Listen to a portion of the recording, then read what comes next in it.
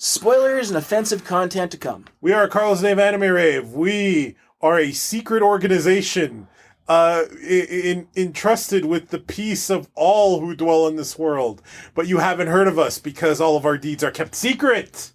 But now we're breaking that by releasing this episode of our review/impressions of Lycoris Recoil. Lycoris. Season 1 of... ?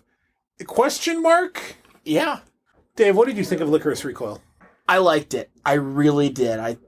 It may have treaded similar ground to stuff that we've seen in the past. It gave me a B-Train vibe, even though it didn't look like a B-Train show. But the bottom line was, it still gave me new characters and an interesting story. It really did. The action was fresh. It was very well done. Those fresh action scenes. It was a fun show. Again, it gave me B-Train vibes, but it didn't give me the bad parts of B-Train. Like, the Mad Like song, no. It gave me that B-Train vibe in that, two girls with guns fighting destiny, whatever. And definitely the, commercial break artworks as well definitely also gave me a B-Train vibe. But it was otherwise just a neat little show about competing philosophies and how they managed to keep the peace in this alternate history Tokyo. And it was good fun. I enjoyed the story and world building on this one. I liked the bit of mystery behind that mangled tower and some of the other technology and little bits like when Chisato was talking about the boy version of Lycoris that they fought sometimes, and you think, oh, we're never going to see this, but we do later. The whole cafe and its clientele is neat. It is an interesting story. It brings a lot of interesting themes behind it, which we'll talk about in a bit. What did you think of the world building in general of the show? I know we're big whores for world building done right, so... Well, but that's just it. This did the world building right.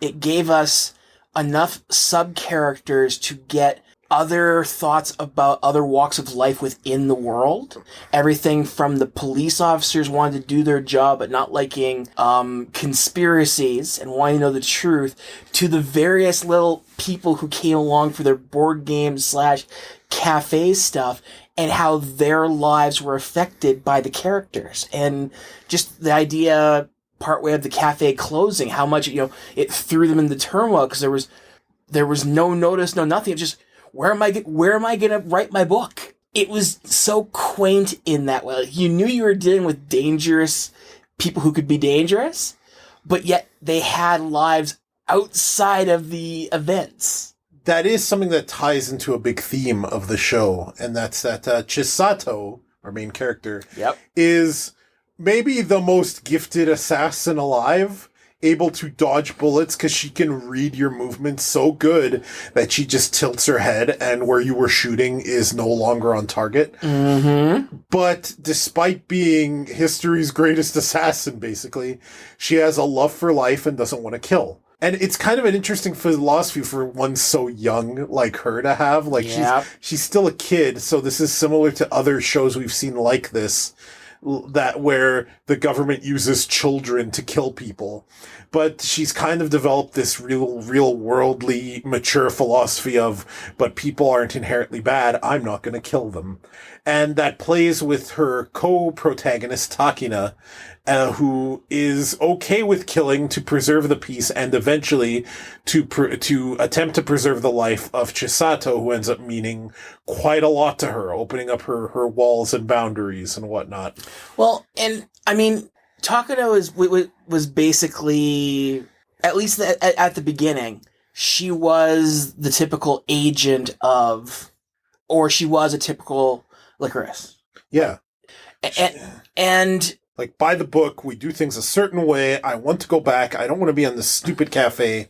And she slowly and very believably comes to love that environment and the people in there and the people who motivate her to see the world in a different light. And, I mean, we see even when the couple times when she's on her own, just the ability to think for herself makes her so much better at her job, which even that little bit of self-reliance and openness starts to affect a couple of the girls that we meet. They're also Lycoris. Yeah, like Sakura and also the one girl whose name I forget, who was old friends with Chisato. It was annoying just how, and I mean, let's call it what it is, brainwashed and trained all the Lycoris were to only do what they were told and not veer from anything, even though that could have saved multiple of their lives. It's interesting, though, because Chisato was similarly brainwashed, but in a very different philosophy.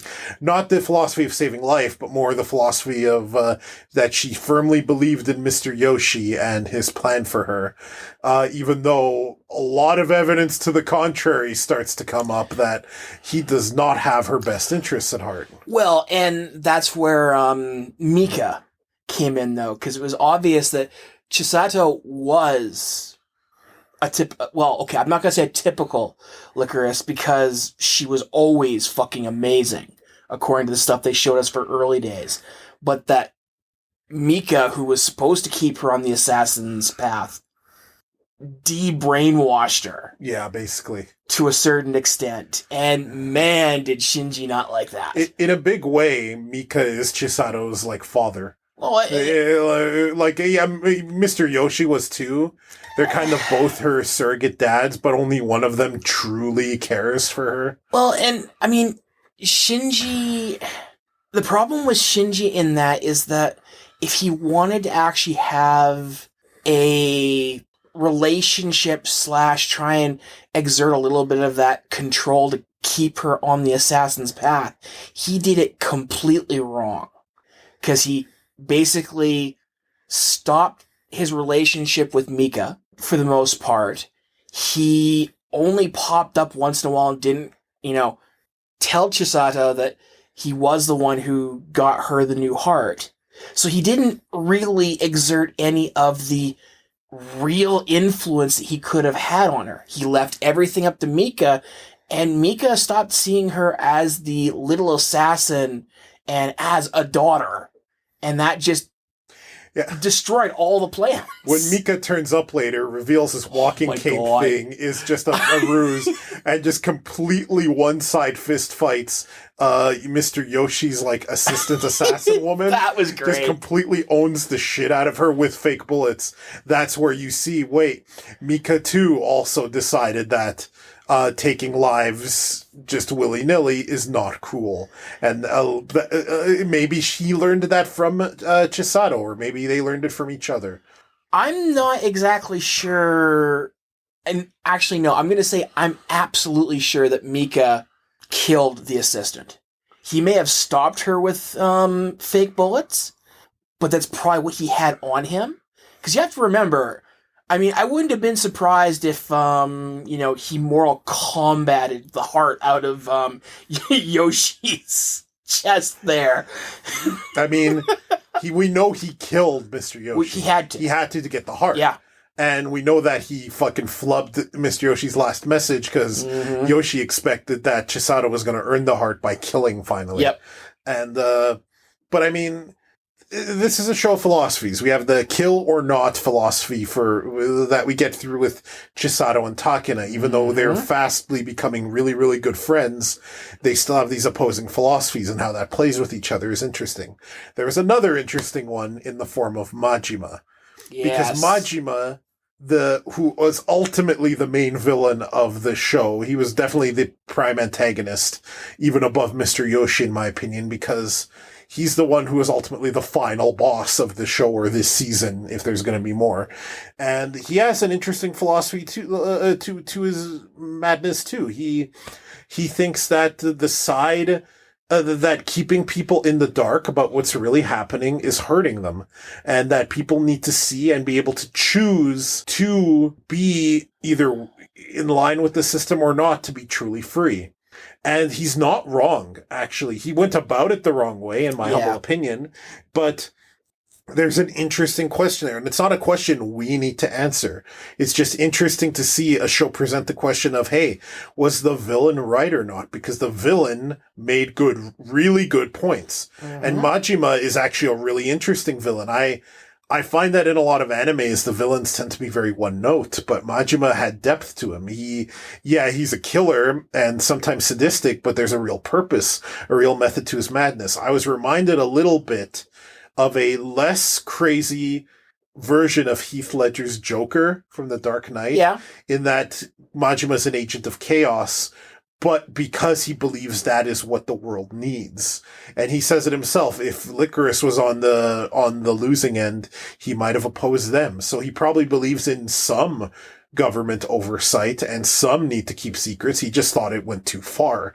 And he's like a Diablo 2 necromancer. He wants balance in all things, and that's why he's on the side that he's on. I mean, let's talk about the organization a little bit. Lycoris? Because, Lycoris and I forget what they called the male side. We didn't they got name dropped a couple times, and we saw them in the last episode, but I forget what they were called. And all we know is that Chisato said they're basically the male version of Lycoris. And it was obvious, I think to the detriment a little bit, that the male side and their leaders were more of a higher rank than the Lycoris side. Because, I mean, they came in and basically took over Lycoris at one point. I didn't look at it that way. I looked at it that guy was ranked higher than the Lycoris head, whose name I don't remember. He was able to... And because he knows he can't trust the Lycoris, he goes with agents he can trust. That's how I looked at it. I didn't look at it as the boys outranking the girls,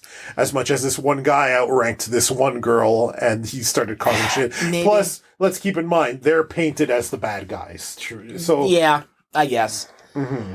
I mean, I was very glad, even though they were trained, and I think this was the least brainwashy organization I've seen like that, because it was obvious they were trained from a young age rather than brainwashed. This wasn't Gunslinger Girl, thank God. That's the one I was trying to remember earlier. Oh. Yeah, they weren't bossing Sade with like a stupid little light and being told that what you're doing is good.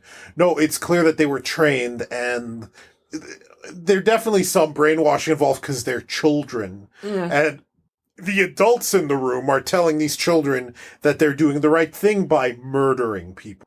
So we have to remember that Lycoris is not in the free and clear here. No, they're definitely evil. They're not the good guys. They're still a shady organization that thinks they're doing right. I mean, they're ultimately a version of James. They're James Bond's kind of thing. Yeah, they're the Her Majesty's Secret Service exactly. or whatever. They're technically they're doing good by taking out bad guys. But when you're the one who defines who the bad guys are, it becomes grayscale. It's definitely a government overreach versus free will kind of question that's presented. Saying them in to take out, terrorists and stuff like that. Okay, well, now you're more on the right side. But we heard throughout those episodes them being taking out dissidents, taking out, people who... Anyone who disrupts the public good. Questionable and everything else. It just... Morally undesirable people. And that's when things get a real authoritarian. Well, and that's where we saw the contrast between the cafe crew and Lycoris. That's right. The cafe crew was allowed to operate with a lot more freedom, but they kind of developed the philosophy that, no, people are good, and we don't need to kill everyone. And we don't need to always follow orders down to the letter, even though they still technically work for Lycoris. And I mean, I loved when they showed that with a regular bullet, it was much easier to hit things accurately, but that the non-lethal bullets they were using were actually fucking up trajectories, which is why she needed to get so close. Yeah, Takina is a much better shot than Chisato. But even with those bullets... Chisato used her bullets like a melee weapon. Yes. She used her gun the way I played my trooper in the Old Republic because I was a tank. Right in their face, using my gun from 0.1 inches away. Yeah, dodge this. Yeah. And actually, it's funny. That's exactly why she did that. Dodge this. Yeah, not just bam, bam, bam, and now you've got a broken bone, but you'll live, and that's what she wants. Yes. Chisato went... you know what? We can get to character impressions since we're talking about them. Yeah. So Chisato, definitely our a lot in common with, say, a Batman and a Vash the Stampede in terms of their philosophy about not killing. Yes. A lot more like Vash in that she like Vash is definitely likes people a lot more than, say, Batman. Definitely more high on life. Yeah. And especially kind of like Vash because she believes she was on borrowed time until she had organs replaced, right? Yep. She's an interesting protagonist because she and her co-protagonist, which is Takina, in my humble opinion, there are two protagonists in the show, have these differing philosophies, and how they play off of each other really makes the show. And so we have to lump Takina here in that. She was definitely, in a lot of ways, she had more of the hero's journey in that she started incomplete and then she got complete later because of Chisato. The Chisato opened up her eyes, basically. And that's why I really like that scene near the end of the show where Mr. Yoshi is getting away and Takina's trying to kill him and Chisato's begging her to stop, but Takina's crying and screaming, "No, I have to. He has your heart. I have to save you," because that's what Chisato means to her now, right? So I definitely think Takina was the more fleshed out character with more of the character arc, but Chisato was hardly static. And she definitely had to realize that, Mr. Yoshi didn't have her best interests at heart, and that sometimes she's gonna be in a situation where she's not gonna be able to get out of it without killing, although thankfully she didn't quite have to do a Vash thing where he was forced to kill a villain and have a mental breakdown over it. It's interesting that Chisato, she didn't come to the realization. She kind of had to be literally tied up and slapped in the face and have the person that she so badly wanted to meet outright tell her that he meant for her to be an assassin, for her to get the big picture. She had an idealized view of Mr. Yoshi, for sure. I mean, her love of life and everything else came from a misunderstanding of what the organization did for her and their expectations. Because if she had realized from day one that they meant for her to be the best assassin ever, she probably would have been the best assassin ever. But that also would have been a different character. A different Chisato. Yes. An alternate history Chisato. Yes, because she would have been the ultimate Lycoris. Basically. It's interesting to see where they go from here if they decide to continue. If they've done kind of an A-team thing where they're in like a food truck and if you can afford them, maybe you can hire the A-team. Which I would love. If season 2 is just them taking odd jobs as soldiers of fortune that ultimately leads them back to a Lycoris conspiracy, I am game for that season 2. I also wouldn't mind them being back at the cafe. The cafe is nice. The cafe is nice. I liked all the sub characters there. And you can still develop it where one or both of the organizations need to be stopped. Because let's face it, both organizations, Lycoris called Chisato in whenever shit hit the fan. So even after they learned Chisato was dying. Yeah, even then. But she was their trump card. So the last thing they want is Chisato against them. And the male side had already tried to take her out multiple times, gotten their ass kicked, and had to make an agreement with her to no longer go after her. And just the look on the guys' faces when she popped up there at the tower, and it's like, Chisato's here. And it's just like, they do not want to engage because they know. Did you say Chisato's here? I gotta tell you, I was thinking of putting in for leave. I want to take a few days off, maybe go down to the old harbor, go eat at the ice cream. They opened the new fancy ice cream shop down at the beach. And maybe I want to do that and not take on the super soldier who can dodge bullets from point blank range. Sir? Sir, we just came down with COVID. We gotta go back to base. Like, how badly has she had to have kicked their asses for them to just stone cold killers just be like, we've got automatic weapons, we're Chisato's here. I do not want this again. Yeah, I've been in a maximum security prison, and I think I want to go back there because I have a higher life expectancy at maximum security prison than facing this little whore again. Like, because they've sent the entire freaking organization after her, and she's won.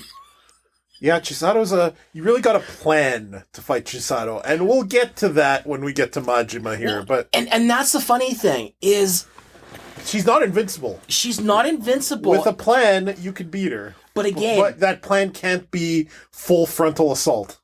Because Lycoris and the two organizations don't have any sort of free-thinking individuals... They're too rigid in what they do, so of course Chisato is going to kick their ass, because she thinks on her feet and she's open to new ideas, which is why Majima was such a pain. Let's just jump right to Majima then. I had this list in a different order, but maybe we should talk about Majima. It makes sense to talk about him Let's now. end with him, because he's kind of the end of the story. Okay, fair enough. So we'll get back to how Majima kicks ass in a moment. We Mika. talked about Mika a bunch already. Mika was super important throughout it. He was definitely the father figure. And he was the mentor figure for that whole he was cafe. willing to sacrifice everything to keep Chisato and all of his people alive. The fact that he did what he did was awesome. Don't touch him. No, he's great. Walnut. Kurumi, aka Walnut. She's I liked her. She was. I liked her. She's at first she's like just a faceless hacker, and then you realize, oh, she's this like teenager, and no, she's cute in the way that she's kind of she kind of has this deadpan adorableness to her, which is at odds with her excessive skill at what she can do, which is absolutely destroy computers and networks with incredible ease. type. Not since Swordfish has someone hacked like this. Yeah. So she's a fun character. She was definitely she had to learn to kind of come out of her shell a little bit too. Yep. So she paralleled Takina a little bit there, but in a different way. She wasn't a boring character by any means. She And definitely played off of Mizuki very well. Oh, she plays off Mizuki very well because Mizuki's super fucking horny for any kind of male attention. Yep. And that's the kind of thing that Kurumi just loved making fun of. Mm-hmm. Walnut just had her fun at Mizuki not getting the nut. Yeah, that's my pun. Walnut and nut. There you go. So these characters were fine. Walnut was more important, for sure. She got introduced like in the second or third episode. Yep. And she was definitely a more important character than Mizuki, who was kind of more of a background player. Yeah. Like, we didn't really have a Mizuki episode or anything detailing her background. We know she was Lycoris, or still is, to some capacity, but I would love to see an episode that focuses on her. Yeah. So we get a bit more backstory. Other than that, she's just really horny lady who can't find love. Pretty much. And then we have Dumbass. Yeah, Robota. I wish we saw his face, but ultimately it probably wouldn't have been anything special. It's just a stupid asshole. Like, he's just grating and irritating, and I loved when far deadlier people took advantage of that by threatening his life. Yeah, he was just a pathetic loser who, yes, he had some skills, but, I mean, ultimately, he was used and abused, and he deserved it. He thought he was a mastermind until guns got involved and he realized, oh shit, I'm no longer in charge. Yeah. And there's so many times where he thought he got away and someone completely tracked him down because he's not as good as he thinks he is. Yeah, because he thought he had killed Walnut. Yeah. And he thought he eluded Mr. Yoshi. He thought he eluded Majima. He eluded nobody. Yeah. So. And ended up locked up in the end. Yeah. Majima. I liked Majima as a villain a lot for reasons I've already stated, but I also liked the fact that he was kind of the rock to Chisato's scissors. Yep. In that he had the tools he needed to beat this seemingly impossible foe because of his innate advantages and because he knew how to take advantage of them. He deduced pretty quickly that it really relies on eyesight to do what she does. In addition, he has his own almost superhuman ability, and that's that his hearing is incredible. So what does he do? He puts Chisato in situations where she can't really see, like in the dark or by or throwing mud in her eyes, and then he uses superior hearing to just beat the shit out of her. Of course, that was also his weakness as well. Yeah, that's right. She used that against him once she realized. And it was neat that Majima was a former foe of hers that had miraculously gotten away. That didn't seem to be a common theme. Once Chisato fought you, you were usually incapacitated and locked up and or killed. Yeah. So the fact that he was a previous survivor and had some trauma there from having fought her before or encountered her was part of his whole shtick. I like Majima a lot because of his philosophies and because he's a lot cooler a villain that we see in a lot of animes. I love that he survived. I am so glad he didn't die because whether or not he's the villain of another season, I still see that he has a role to play and he can play that role well. And he definitely has a kind of a, in my humble opinion, a platonic chemistry with Chisato, even though they're definitely foes. They have a lot in common, and they found a lot in common. Like, they like Die Hard, and they like other things, and they actually, they sat down and talked it out, there's probably a lot they'd agree on, you know? Like, there's probably, maybe if the world was a different place, they'd be on the same side. Like, and I mean, even with the final gambit that he was doing where he's going to blow up the new tower. Supposedly. Which ended up just being some fireworks. What a dick. That was I like how Chisato's like, are you kidding me? That was awesome, because, you expect him to blow the place up if it goes, and it counts down, all of a sudden the fireworks go off. You figure he fell to his death. And there's Chisato just hanging there. It's like, are you kidding me right now? Because technically he won, right? And what did he win? Free fireworks. He won what you win at the end of a Mario level. Now, I do think that they definitely... The public was a little bit too much on the stupid side as far as being willing to buy into the mirage they tried to put up, that it was a film being done and everything else. Yeah, there's definitely some Mr. Satan fans that were just believing what they were told. But Majima did make a point. He said, you're never going to be able to cover up what happened completely. The doubt is there now. And having the guns out there for those doubters to receive is fine, but I don't know. I would have preferred a little bit more public dissent being shown than just the one guy being all frustrated. Of course, that's where we learned that Majima survived, granted, so that scene's not wasted. But people complaining about, the government spending all kinds of money to set up this fake movie and everything else, there should have been just a little bit more dissent, I think.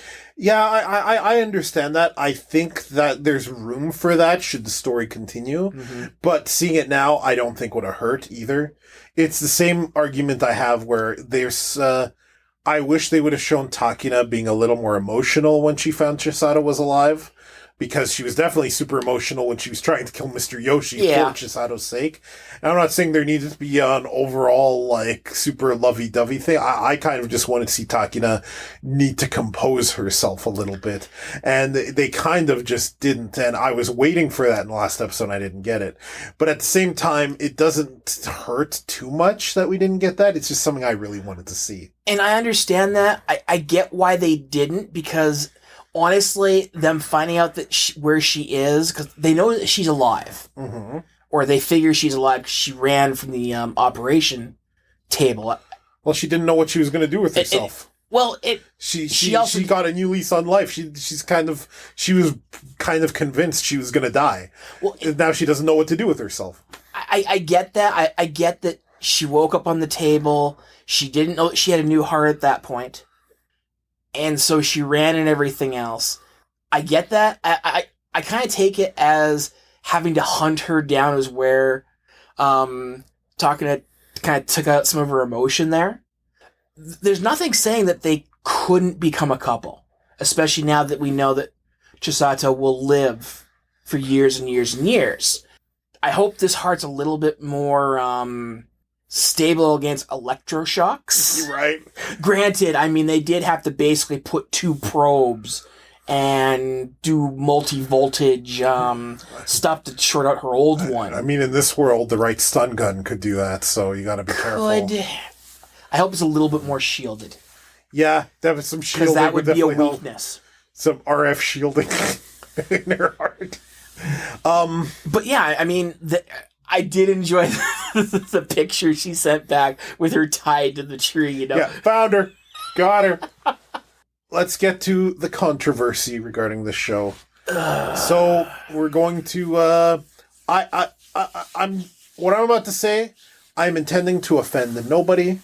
It is just my thoughts on the matter.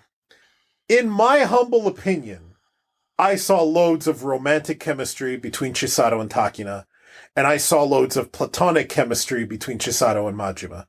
And I look back at the show, and I don't really see how anyone saw different than that. But, A, that's subjective, and B, it's not... How do I put this? There was an issue with the show where the showrunners got some flack for not making Chisato and Takina a couple. And while I always, you know me, I love my Yuri couples, and I definitely thought there was more than enough here to that if they kissed at the end, it would have made complete sense. If that's not what the showrunners want to do, and this is just me being more mature in my old age, if they all they were trying to show was a very kind of close friendship, that's fine too. Yeah. Not everything needs to be that. However, attacking the showrunners for their decision, I don't think is okay. Some anime fans absolutely did that, and that is, I think, completely unacceptable. It is not cool to go attack showrunners, not only for the moral reason in that they've got a hard job, and that's not really cool to do to them, but also, you know, if I was the showrunner of this show, and I had a season 2 ready, and maybe I had plans to make them a romantic couple, after getting all of this, my reaction would be, well, no, I'm not going to do that now. Just out of spite. And I think that, you know, treat showrunners with respect and they'll want to make more. And if you don't, then I'm going to, what if there was supposed to be a season 2, but the people behind the show just don't want to do it because they don't like the reaction they got, you know? Even beyond the morality of it, it's just not really feasible to go do because you're just going to want to make showrunners and storytellers not want to do what they do. And that's going to just mean less fiction. And I don't care for that. People are allowed to make stories of close platonic girl and girl friendships that aren't Yuri. Even though I thought there was a lot of romantic chemistry here, especially with some of those images that they showed on the commercial breaks at the 15-minute mark, or the 11-minute mark, rather. Even though I thought there was a lot of imagery there that suggested that they were supposed to be a couple, that doesn't need to happen for the show to be good. I didn't see much of a Chisato-Majima romantic connection, but people who do, people are allowed to ship what they like. The storytellers liking a tweet about how for there to be a gay couple in the show, Majima would have needed to be a woman. That's just them liking a joke. It's just a joke. And I think people need to calm down a bit. If you're hungry for a show with Yuri, might I recommend She-Ra and the Princesses of Power and any other number of shows that have it and where it's canon and confirmed.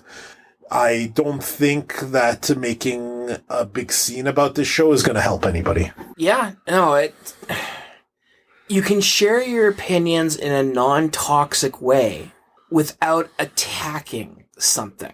Mm-hmm. You can even say, like, man, I wish they had been confirmed couple and stuff like that. But saying that, the writers are the worst because you didn't do my ship or didn't, officially make it a ship, or I think it should have been, Chisato and Kurumi.